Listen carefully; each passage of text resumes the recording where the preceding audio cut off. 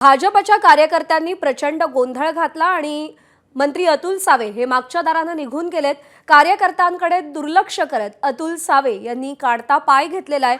छत्रपती संभाजीनगरमध्ये नेमकं काय घडलं, तासभर कसा नाराजीचा उद्रेक झाला ते आपण सगळ्यांनी पाहिलंय आणि या सगळ्या कार्यकर्त्यांची समजूत काढून त्यांना शांत करून समजावण्याच्या ऐवजी अतुल सावे हे या सगळ्यांकडे सपशेल दुर्लक्ष करत मागच्या दाराने निघून गेलेले आहेत।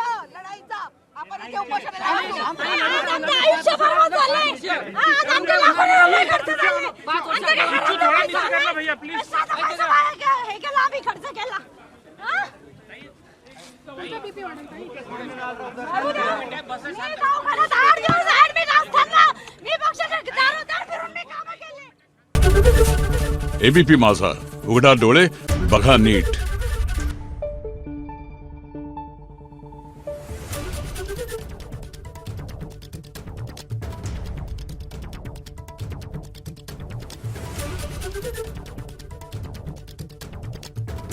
Thank you.